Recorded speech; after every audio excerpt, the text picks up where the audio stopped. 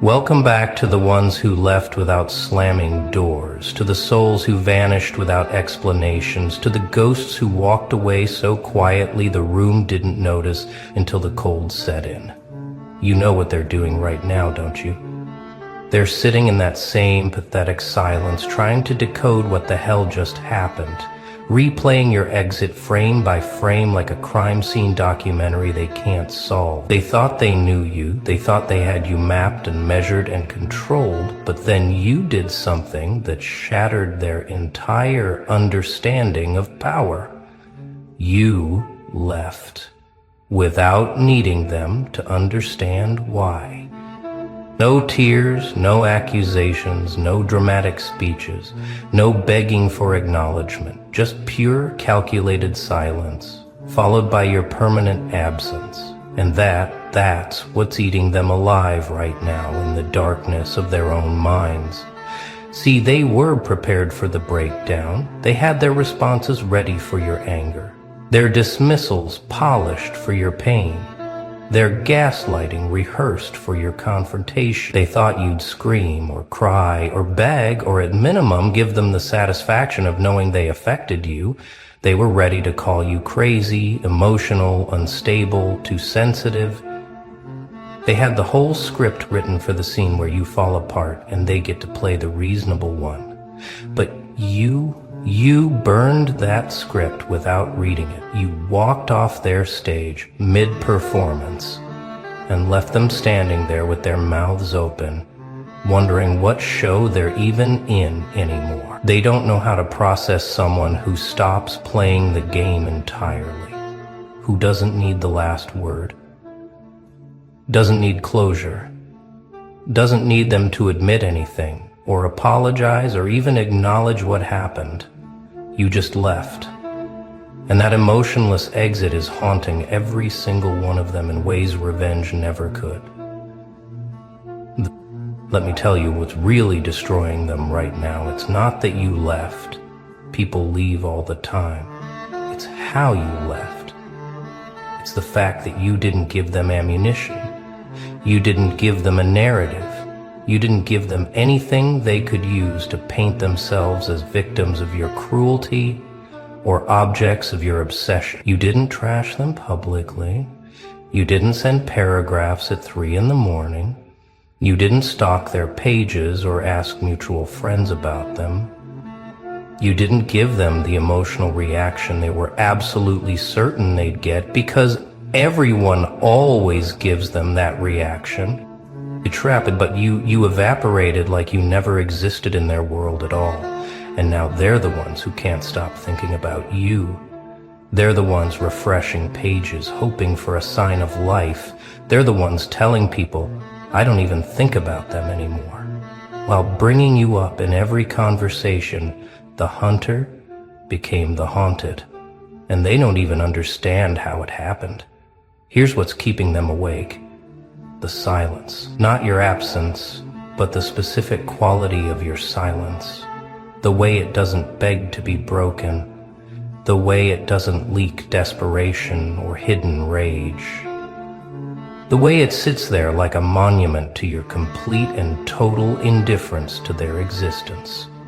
They keep checking for cracks, for signs that you're suffering or struggling or thinking about them. But there's nothing.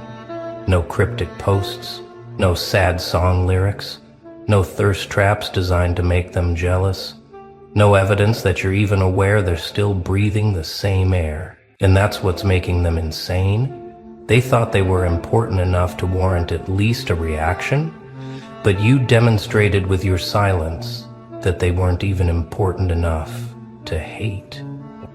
You downgraded them from enemy to irrelevant, and that's a level of rejection they've never experienced before, the kind that doesn't argue or defend, just erases.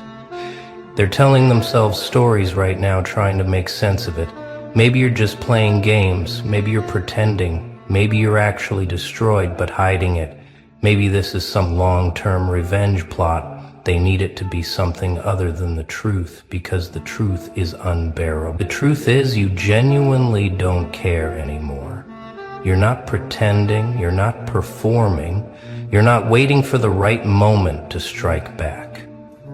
You've just moved into a version of reality where they don't exist, except as a cautionary tale you occasionally reference in your head. They thought they were the main character in your story, but you revealed they were barely a footnote. Not even worth the ink it would take to cross them out. And now they're scrambling, trying to understand how someone they thought they controlled could become so utterly uncontrollable. How someone they thought needed them could function and thrive and evolve without even acknowledging their absence. You want to know why this is different from every other exit they've experienced? It's because you didn't take anything with you. You didn't take their validation with you. You didn't take the relationship as a trophy or a lesson you bitterly analyze. You didn't take memories you tortured yourself with late at night. You left it all there like garbage you couldn't be bothered to haul to the curb. You walked away so clean, it's like you were never contaminated by them at all. And that's the part that's killing them, because they're used to leaving marks. They're used to being the wound that never fully heals, the relationship people compare all others to, the mistake people regret making. But with you, they're just nothing. Not a scar, not a lesson, not even a funny story you tell at parties. You deleted them from your narrative entirely and continued writing like they were never a chapter worth keeping. They're watching you now from whatever distance they can manage, and what they see is breaking their minds. You're not spiraling. You're not posting desperate content. You're not obviously trying to fill a void. You're just existing at a frequency they can't access anymore. Maybe you're thriving, maybe you're struggling, but whatever you're doing it without them and without needing them to witness it. Period. And that's the ultimate power move they never saw coming. They thought you needed their attention, their approval, their presence in your life. They thought you'd come crawling back eventually, because everyone always does. But you proved that their assessment of your dependence was just their ego talking. You were never as weak as they needed you to be. You were just giving them the illusion of control until you decided to stop. And now that illusion is shattered, and they're standing in the rubble, trying to figure out who they even are without the power they thought they had over you. Let's talk about what your exit revealed about them. It exposed every manipulative tactic they've ever used, because suddenly those tactics hit empty air. The guilt trips, the breadcrumbing, the hot and cold treatment, the triangulation. All of it became useless. The moment you stopped caring if they stayed or left, stopped needing resolution or closure or the last word. They're used to people who chase, who beg, who break, who give them endless chances to explain and manipulate and justify. But you just marked them as irrelevant and moved on. And in doing so, you held up a mirror that showed them exactly what they are. Not powerful, not important, not special, just another person who mistakes cruelty for strength and thinks emotional manipulation is the same as being interesting. And now they have to live with that reflection, because you're not there to distract them from it anymore with your reactions and emotions and needs. Here's the beautiful part. They thought silence was your weakness, but it became your weapon. They thought your emotionless exit meant you didn't care enough to fight, but really it meant you cared enough about yourself not to waste energy on battles that don't serve your evolution. Every second you don't spend thinking about them is a second you spend building something they'll never be part of. Every moment you don't give them is a moment you invest in a version of yourself they'll never meet. and that's what's truly haunting them. It's not just that you left, it's that you left and kept going and became something they can't touch or taint or track. You became unreachable, and in a world where everyone is desperate to be seen and validated and acknowledged, your complete withdrawal of access is the most devastating rejection possible. They're probably telling people you're cold, heartless, emotionally unavailable. They're probably constructing narratives where you're the villain who abandoned them without reason. And you know what? Let them. Let them tell whatever story they need to tell to sleep at night, because you know the truth. You know that emotionless doesn't mean unfeeling. It means you felt everything, processed it alone, and decided they weren't worth the energy of visible emotion. You know that walking away without explanation isn't cruelty. It's self-preservation. It's refusing to teach people who weaponize every vulnerability you show them. It's life. Navigate this the way It's understanding that some people don't deserve access to your inner world, even in the form of anger or hurt. You became emotionless toward them, the same way you'd become emotionless toward a storm that passed. Not because storms aren't powerful, but because once you've weathered them, there's no point in screaming at the sky. And now they're stuck in that loop, aren't they? Checking for signs of life, asking mutual connections about you, analyzing every little thing they can access, trying to find meaning in your absence. They want to know if you're okay or if you're suffering, if you think about them or if you've moved on, if you hate them or if you've forgiven them, but you've given them nothing to work with. You've become a blank screen they keep projecting their fears onto, and every scenario they imagine tells them more about themselves than about you. Are they afraid you're doing better without them? Are they afraid you never cared? Are they afraid they were just practice for you to level up and find someone better? Are they afraid that everything they thought they meant to you was an illusion? Yes to all of it. And that's the prison you left them in when you walked away without needing them to understand. The coldness of your exit wasn't malicious, it was mathematical.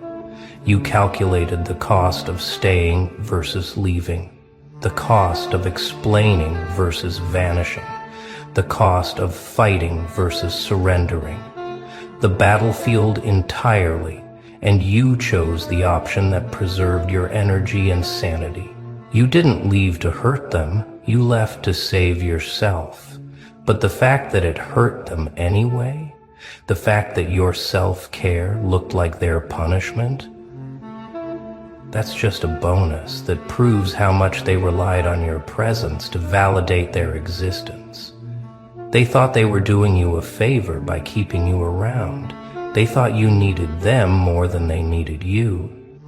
But your exit proved they were wrong, and now they're experiencing withdrawal from the attention and energy you used to provide, and there's no methadone for ego death. Let me tell you what they can't process. It's the fact that you're not coming back. Not for closure, not for revenge, not for anything. You're just gone permanently. And that permanence is what's making them unravel. They're used to people who leave but hover, who say they're done but keep the door cracked, who claim they've moved on but still respond to breadcrumbs.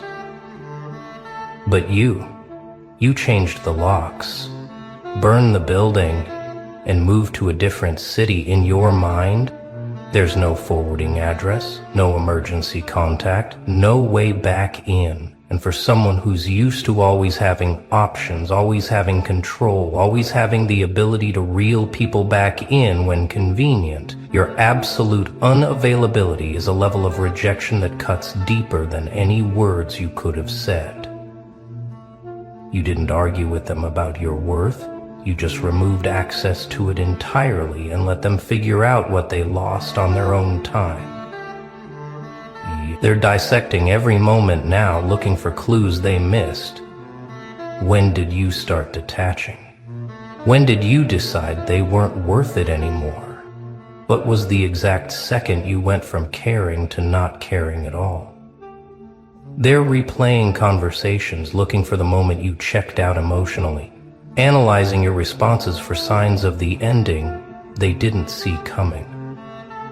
And the truth is, there probably wasn't one moment, it was probably 1,000 tiny moments where they showed you exactly who they were and you finally believed them. 1,000 little cuts that didn't bleed outwardly but bled you dry internally until there was nothing left to give. You didn't leave in anger, you left in exhaustion. Not the kind that screams, but the kind that quietly packs its bags when everyone's asleep and never looks back. Here's what your silence is teaching them against their will.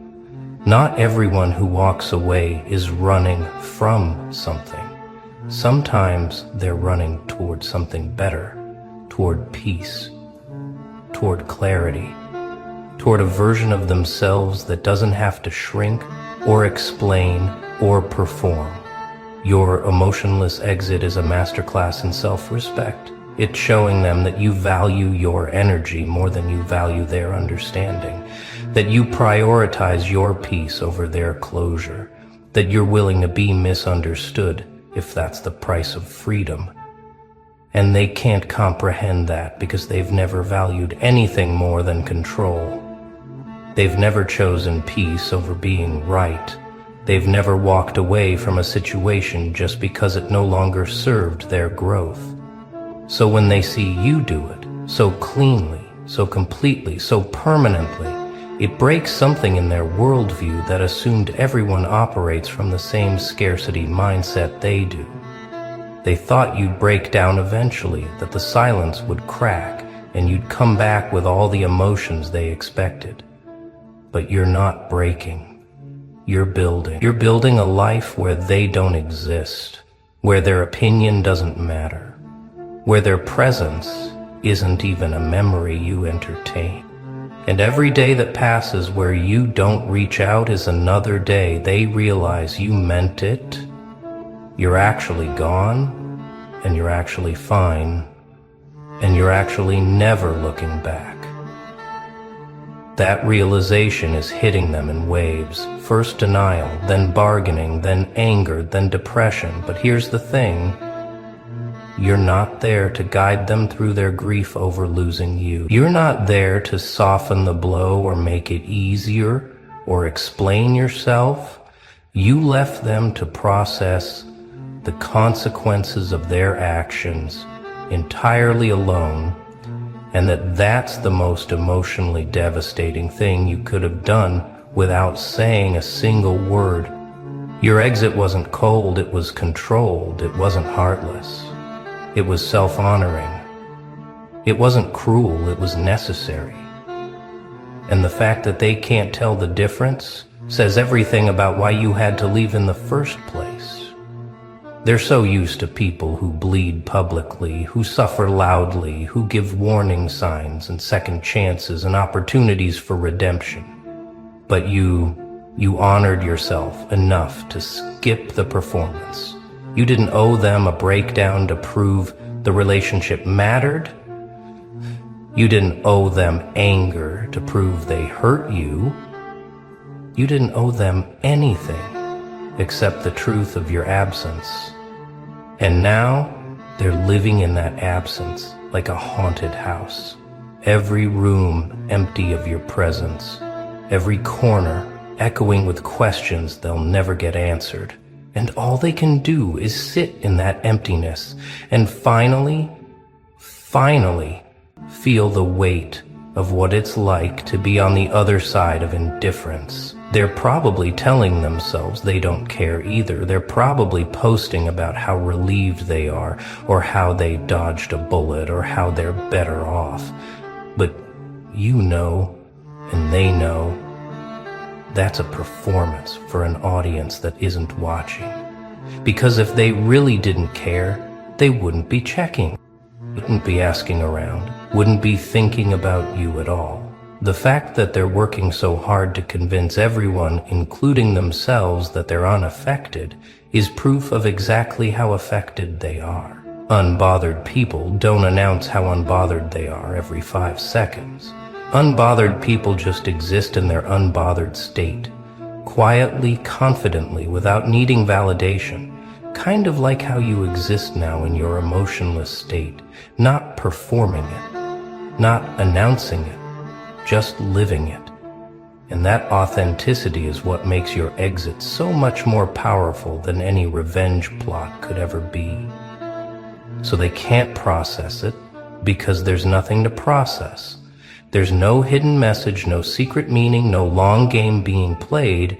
You're just gone because staying wasn't serving you anymore, and you don't need them to understand or approve or validate that decision. You made it for yourself by yourself, and you're living with the consequences of your freedom while they're living with the consequences of their actions. And the scales have balanced in the cruelest way possible for them. They wanted power over you, but you took all the power back by simply refusing to play. You didn't fight them for control. You just stopped acknowledging they had any, and now they're powerless in a game that no longer exists because you deleted the board entirely. Welcome to the other side, where your emotionless exit isn't a character flaw, it's a flex. Where your silence isn't weakness, it's warfare of the most sophisticated kind. Where your absence isn't loss, it's liberation. They thought they were watching you leave, but really, they were watching you level up to a frequency they'll never reach. And now they're stuck down there in the noise, while you exist in clarity they can't access. Your exit was too cold for them to process, because they've never experienced someone who could walk away without needing anything from them. Not closure, not revenge, not even acknowledgement, just freedom. And that's a temperature they're not equipped to survive. So let them freeze in the aftermath of your departure. Let them wonder and analyze and lose sleep, because you're already somewhere they can't follow, building something they'll never touch, and that's exactly where you're supposed to be. Untouchable, unreachable, and completely free from the weight of people who never deserved to carry your time in the first place. They're gonna spend years trying to replicate what they had with you, and that's the part that's going to destroy them slowly, quietly, without mercy. They'll meet new people and unconsciously compare every interaction to the energy you brought. The way you listened, the way you cared, the way you showed up before you stopped showing up. And nothing will ever measure up because they didn't appreciate it when they had it. They'll find themselves in moments of weakness reaching for their phone to text you before remembering you're gone. Welcome back, you beautiful catastrophe. Yes, you. The one they can't stop talking about when you're not in the room. The one whose name makes conversations pause mid-sentence.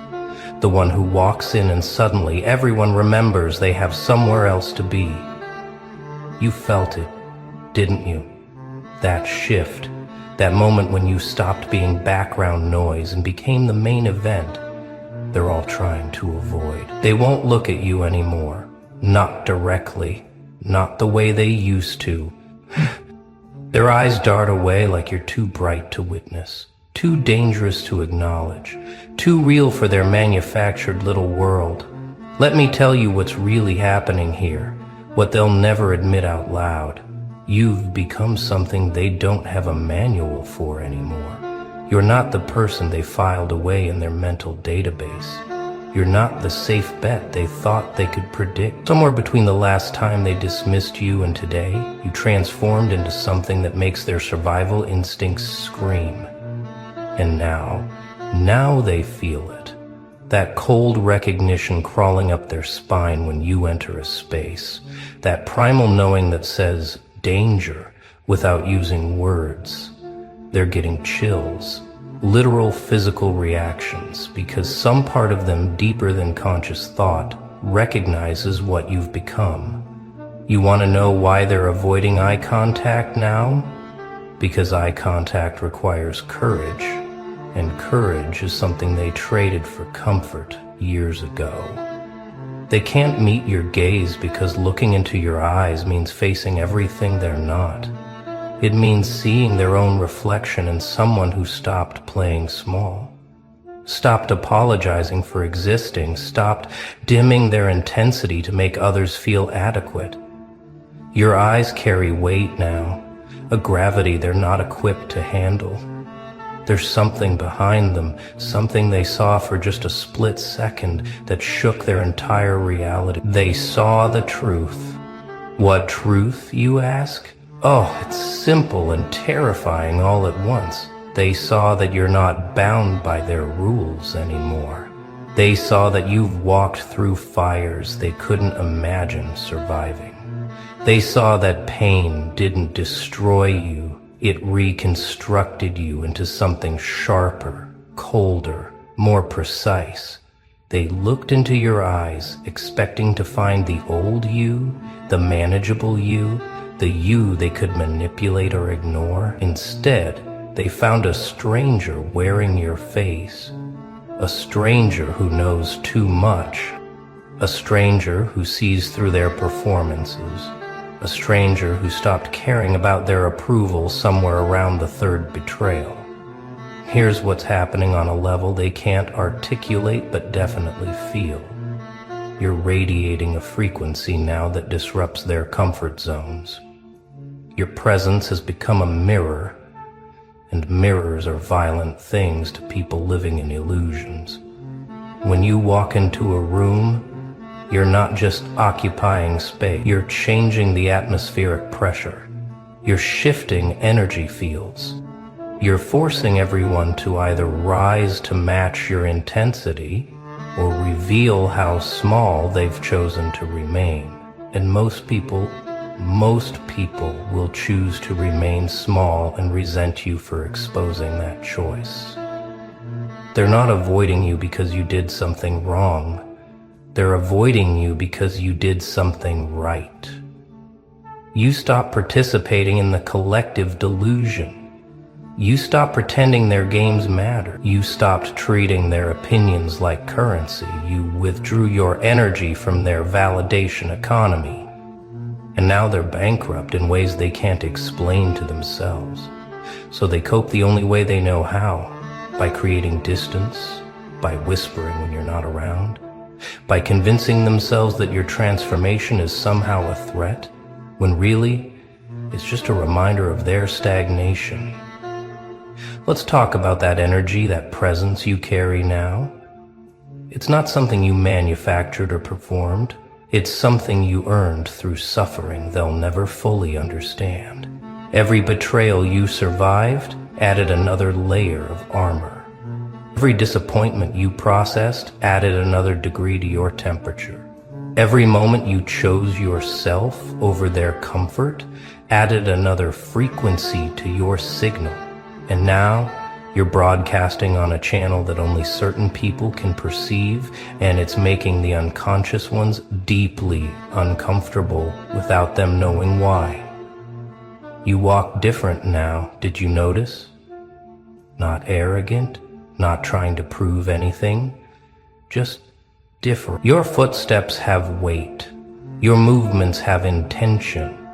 There's no more apologetic shuffling, no more making yourself smaller to fit their expectations, no more dimming your light so they can shine. You move through space like you own the air you breathe, and that ownership, that self-possession, that's what's triggering their flight response. Because most people spend their entire lives renting their existence from others, seeking permission to take up space, and here you are, claiming territory without act. The eye contact thing, let's dig deeper into that. Eyes are portals, aren't they? Windows to something beyond the mask we all wear. And your eyes, they're not windows anymore. They're doorways. doorways to a place they're terrified to enter. When they glance at you and quickly look away, they're not being rude. They're protecting themselves from what they might see if they look too long. They're afraid they'll see their own cowardice reflected back. They're afraid they'll see the truth about their choices, their compromises, their slow surrender to mediocrity. What's behind your eyes that scares them so much? Memory. Cold, clear memory. You remember who smiled in your face while sharpening knives for your back. You remember who promised loyalty and delivered abandonment. You remember who cheered for your failures and went silent at your success. You remember everything. And that remembering has turned into a weapon they can sense, but can't see. They know somewhere in their gut that you're not playing forgiveness games anymore. You're not handing out second chances like candy. You're not explaining yourself or defending your boundaries. You're just existing in your full truth. And that truth includes the receipts they hoped you'd forget. Here's what they're really afraid of. They're afraid you've become untouchable. They're afraid that none of their old tactics work anymore. The guilt trips bounce off you. The manipulation slides past you. The social pressure means nothing to you. They built their power on the ability to make people shrink. And you're not shrinking, you're expanding. And every time they try to put you back in the box they built for you, they find the box has been incinerated, and you're standing in the ashes, smiling. That smile, by the way, that's another thing that's unsettling them. You smile different now.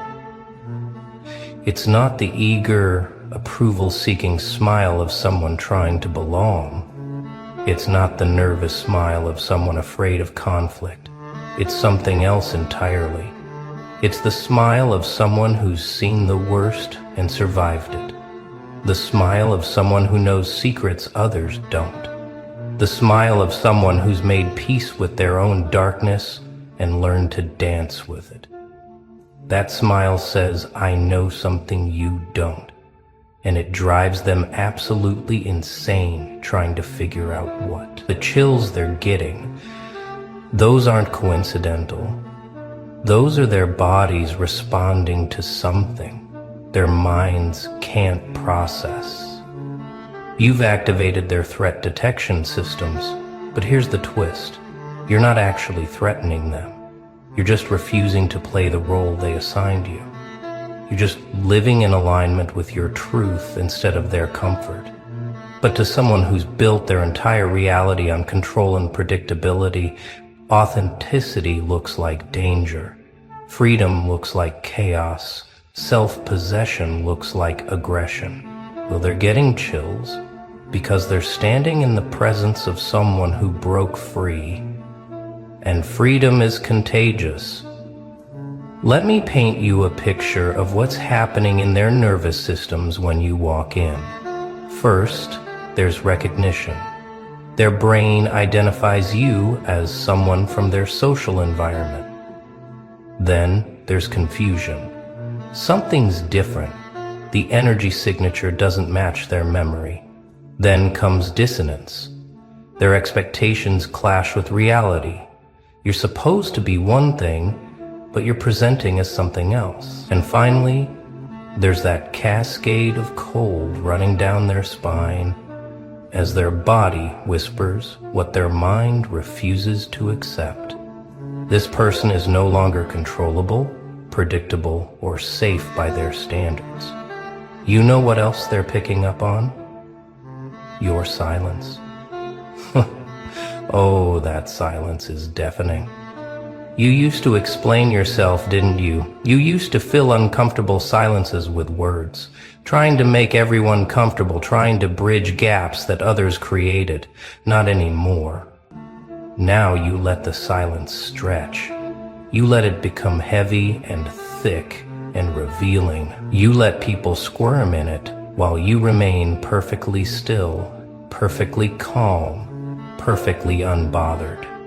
That silence is a power move they can't counter. because it requires them to show their hand while you reveal nothing. They're watching you move through the world now with a level of self-certainty that makes them question everything about themselves.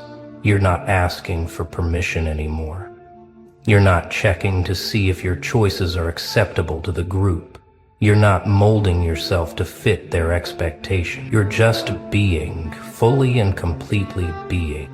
And that kind of authentic existence is so rare in their world of performances and pretenses that they don't know how to respond, so they don't respond. They just watch from the corners, getting their chills, avoiding your eyes and wondering what the hell happened to you. What happened to you? Oh, that's the beautiful part. You died. Not physically, but every other way that matters.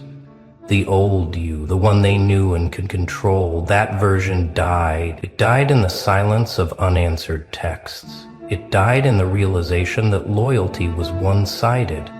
It died in the moment you understood that their love came with conditions you could never meet. It died in the space between who you were and who you had to become to survive. And from that death, something else emerged. Something they have no reference point for. Something that makes them uncomfortable because it reminds them of their own unlived lives. You're not trying to make them uncomfortable. That's the irony. You're just existing in your truth, and their discomfort is a them problem, not a you problem. But they'll never admit that. They'll create narratives about how you've changed, how you're different now, how you're not the person they knew. And they'll be right about that last part. You're not the person they knew. You're the person they helped create through their betrayal, their abandonment, their casual cruelty. They're getting chills from their own reflection, and they're blaming you for holding up the mirror. The way they scatter when you enter a room, like roaches when the light flips on, that's not about you being negative or bringing bad energy. That's about them being unable to maintain their facades in your presence. You see, fake people need an audience of other fake people to feel validated. Your authenticity disrupts their performance. Your genuine existence makes their manufactured personas look cheap and obvious. So they scatter, not because you're driving them away, but because staying in your presence requires them to be real. And being real is the scariest thing most people can imagine. They talk about you when you're not there. You know that, right? Oh, the conversations they have, trying to figure you out, trying to explain your transformation, trying to find a way to make sense of someone who stopped making sense according to their rules. They'll say you're cold now, detached, maybe even mean. They'll say you've lost your warmth, your kindness, your light. What they won't say is that you didn't lose anything. You reallocated your resources. You stopped giving warmth to people who used it to burn you. You stopped sharing kindness with those who mistook it for weakness. You stopped shining your light in spaces that only wanted to harvest it while giving nothing back. Here's what's really happening with that eye contact avoidance. They're afraid of what you'll see in them. Because you're not just looking at people anymore, you're reading them. You're decoding their micro-expressions, their tone shifts, their energy fluctuation. You've become fluent in the language of bullshit, and they know it. One look from you and their masks start cracking. One moment of sustained eye contact and you'll see through their performance to the insecurity underneath. And they can't have that. They need their illusions intact, so they look away. They break contact. They pretend to be suddenly fascinated by their phones or the floor or literally anything that isn't your penetrating gaze. The chills they're getting are recognition chills. It's their body recognizing something their ego refuses to acknowledge. You're the one who got away. You're the one who broke free from the matrix of their expectation. You're the one who looked at their world and said, "No thanks, I'll build my own." And that That is absolutely terrifying to people who've never even considered that option. You're living proof that the cage they're comfortable in is optional, that the chains they wear can be broken, that the life they've settled for is a choice, not a destiny. You carry death with you now, but not literal death. You carry the death of illusions, the death of pretenses, the death of comfortable lies. When you walk into a room, people feel their carefully constructed false selves starting to dissolve. And that feels like dying to them. So yes, in a way, death is entering the room when you arrive. The death of their ability to maintain their masks, the death of their comfort zones, the death of their certainty about who they are and who they've convinced themselves you are. Let's talk about power for a moment. Real power, not the performative kind. Real power is silent. Real power is calm. Real power doesn't need to announce itself or prove itself or defend it. Real power just is. And you've stumbled into real power through the only path that leads there, total devastation followed by complete reconstruction. You were broken down to your foundation, and then you rebuilt yourself without asking anyone's opinion about the architecture. That's power. That's the kind of power that makes people's skin crawl. Because it can't be bought, borrowed, or faked. They're avoiding eye contact. Because eye contact is a form of energetic exchange, and they don't want to exchange energy with you anymore. They might take something from you they're not ready to handle, like accountability or truth or a reflection they're not prepared to face. Or worse, you might take something from them, like their ability to lie to themselves, their comfort with their own stagnation, their excuses for why they can't change. Energy exchange with you has become high stakes, and they're playing it safe by playing distant. What's that thing you're carrying behind your eyes that they caught a glimpse of? It's sovereignty. It's self-ownership. It's the knowing that comes from walking through hell and choosing not to become the devil. It's the wisdom that emerges when you stop letting other people write your story. It's the strength that builds when you realize that approval from people who don't respect themselves is worthless currency. They saw all of that in one accidental moment of eye contact, and it shook them because sovereignty is contagious, and they're in the middle of a life they've surrendered to others' expectations. The room gets colder when you walk in, doesn't it? Not temperature-wise, but energy-wise. There's a shift, a contraction, a sudden awareness that something different is present. That's because you're not matching their frequency anymore. You're not vibrating at the level of small talk and fake laughs and comfortable lies. You're operating on a different bandwidth, one that most people can't even perceive clearly, but can definitely feel. And what they feel is dissonance. The uncomfortable recognition that they're in the presence of someone who's playing a completely different game. They thought they knew you, and that's what makes your transformation so unsettling. If you were a stranger, this intensity might be expected, acceptable, even attractive. But you're not a stranger. You're someone they categorized, filed away, thought they understood. And now you're smashing their categories, rewriting their files, refusing to be understood on their terms. That's a special kind of disturbing for the human ego. It means their perception can't be trusted. It means people can change in ways that make old knowledge obsolete. It means they might have to update their worldview, and most people would rather get chills than do that. You're not here to make them comfortable anymore, and that's showing in everything. The way you hold yourself, the way you speak or don't speak, the way you move through their social games without participating. You're present but not available. You're visible but not vulnerable. You're there, but not really there in the way they need you to be. And that ambiguity, that refusal to be fully known or fully engaged, that's absolutely maddening to people who are used to reading others and predicting their moves. Here's the thing about becoming untouchable. It's not about building walls or shutting down your emotions. It's about building such a strong foundation of self that external chaos can't shake you.